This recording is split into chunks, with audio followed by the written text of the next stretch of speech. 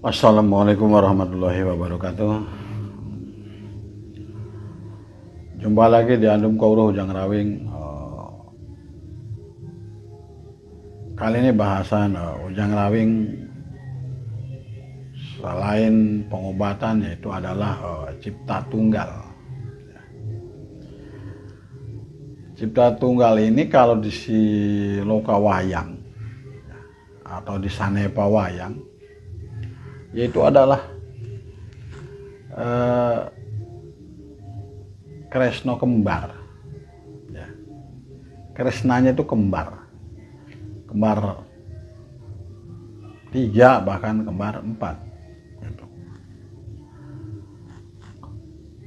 Artinya di saat kita mencipta, dimanapun posisi kita berada, misalnya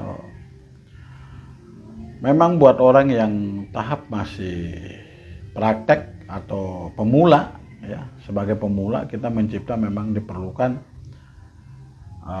duduk yang tepat dengan sila misalkan, atau duduk santai di kursi dengan tegak, ya, seperti itu ya.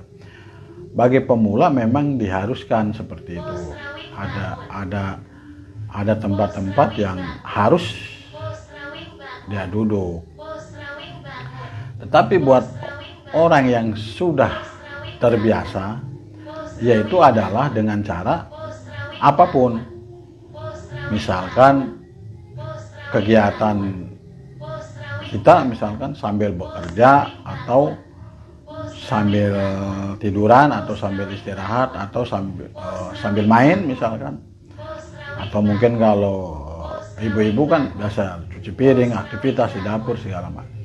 Itu benar-benar kita mencipta itu sampai tergambar dalam posisi apapun. Misalnya kita menggambarkan sesuatu terjadi, misalkan katakanlah kita tarik uang misalkan. Jadi dalam posisi apapun di bayangan kita itu sudah ada yang namanya tarik uang tadi, di dalam posisi tidur, duduk dan sebagainya. Jadi dalam posisi apapun sudah tergambar tentang uang itu tadi. Cipta-cipta seperti itulah yang disebut cipta tunggal. Jadi cipta tunggal itu bukan berarti satu cipta, tetapi dari beberapa organ tubuh kita yang bisa menarik, yang bisa mencipta, justru kita jadikan satu. Jadi misalkan kita kalau dalam posisi duduk ini, apa sih yang bekerja? Yaitu adalah otak.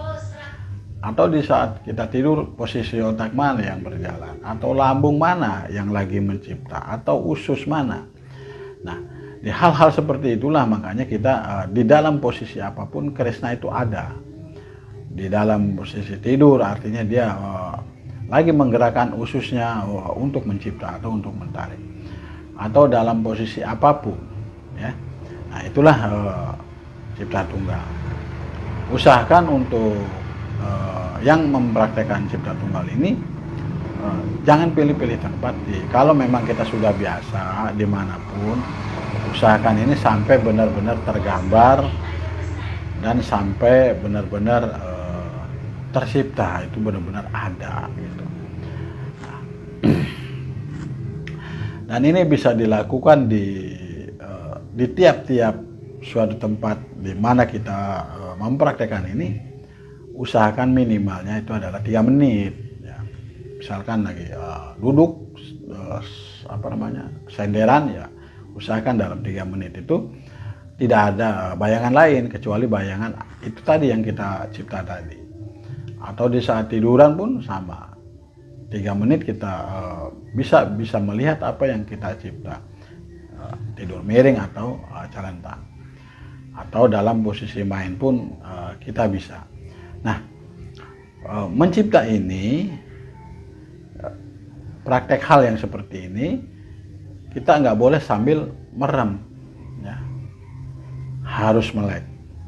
Tetapi walaupun kita melek, kita sampai bisa lupa di mana tempat kita mencipta, sampai kita bisa melupakan tempat walaupun kita melek.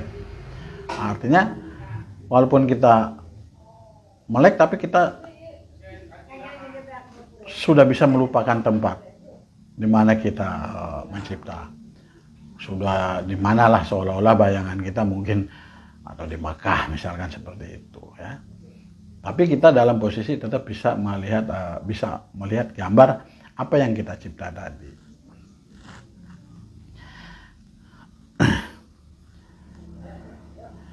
Nah, kalau sudah terlihat di posisi apapun, dimanapun, itulah disebut cipta tunggal. Itu saja Kawruh Hujang Rawing tentang cipta tunggal. Semoga bermanfaat buat pemirsa. Wassalamualaikum warahmatullahi wabarakatuh.